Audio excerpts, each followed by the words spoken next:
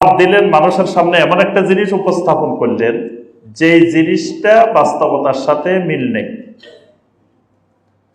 যেমন ধরেন হরিণীর ঘটনা। ওই যে হরিণ একটা বান্দা ছিল গাছের এই তলায়, আল্লাহ রসুল আসছেন, তারপরে জামিন হয়েছেন, হরিণ চড়ে গেছে। এখন কথা হইল আপনার মদিনাতে হরিণ দেখছেন? মদিনায় হরিণ দেখছেন নি কোথাও? জি।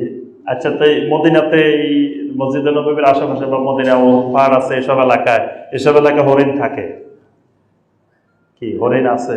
মরুভূমিতে হরিণ থাকবে কেমন? হরিণ তো থাকে কোথায়? জঙ্গলে। তো ওখানে জঙ্গল আছে না? তাহলে হরিণ কারা বান্ধে রেখেছে, কারা কি করলো?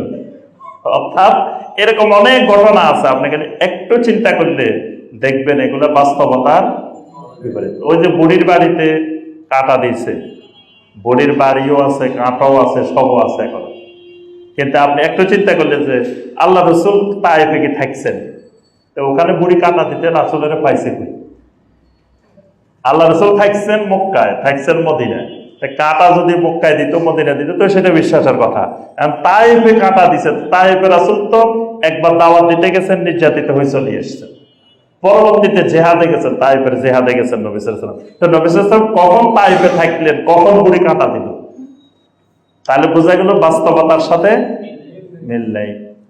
এরকম অসংখ্য ঘটনা আছে। আপনার এই দেখবেন যে আমাদের দেশের বুজুর্গদের অনেক কারামত গুলো বাস্তবতা বিবর্জিত। দেখবেন যে একটু চিন্তা করলে মিলবে না। একজন পীর সাহেব, তার কারামত হলো সৌদি আরবে একজনের ভিসা, পাসপোর্ট ভিসা সব হারাই ফেলছে। এখন পীর সাহেব হুজুর বলছে যে তুমি চোখ বন্ধ করো, কতক্ষণ পরে দেখে বরিশাল চলে এসছে, পাসপোর্ট ভিসা কিচ্ছু লাগে না।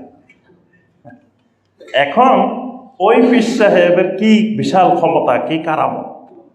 এখন পীর সাহেব সিঙ্গাপুরে চিকিৎসা করতে গেছে বর্তমানে। কি তাহলে যদি ওই ক্ষমতা, মানে যাদের একটু বিবেক আছে, আকল আছে, তারা যদি চিন্তা করে এই ক্ষমতাওয়ালা মানুষ সিঙ্গাপুর যাবে কেন? হ্যাঁ, প্লেনে গেল, চোখ বন্ধ করিও গেল না। এইগুলোই হলো ফিকরি ওয়াল আকলি, মানে দায়ী আল্লাহ মানুষের আকলকে খুলে দিতে হবে, ফিকিরকে খুলে দিতে হবে।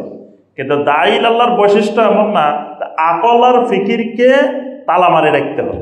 আমাদের দেশে দাওয়াতের পদ্ধতি হলো যে দাওয়াত দিয়ে লোকগুলাকে বলদ বানায় রাখতে হবে, মানে তার চিন্তা, আকল এবং ফিকিরের মধ্যে তালা লাগাই দেওয়া।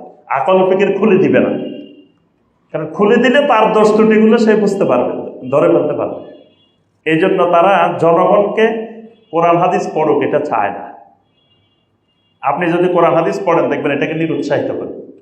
এই মিয়া, আপনি বাংলা বুখারী পড়েন, নিজে নিজে মুফতি হইতেছেন, এটাকে নিরুৎসাহিত করে। কেন নিরুৎসাহিত করে? আপনি ওটা জানলে তার গোমরাহি ধরে ফেলবেন, বুঝে ফেলবেন। আপনি যাতে না বুঝেন এই জন্য বলে যে খাতায়ে বুজুর্গান গ্রেপ্তান খাতাস, বুজুর্গের ভুল ধরা এটা আরেক ভুল, বুজুর্গের ভুলও ধরা যাবে না। যদি কোন যে হুজুর এটা ভুল হয়েছে, আপনি আরেক ভুল করছেন। তাহলে নবীওয়ালা দাওয়াতের বৈশিষ্ট্য হলো কি করবে? আপনার আকলকে, ফিকিরকে খুলে দিতে হবে। তাহলে আপনি নিজেই দেখবেন তাওহীদের সন্ধান পাবেন, সবকিছুর সন্ধান পাবেন, সব বুঝতে পারবেন।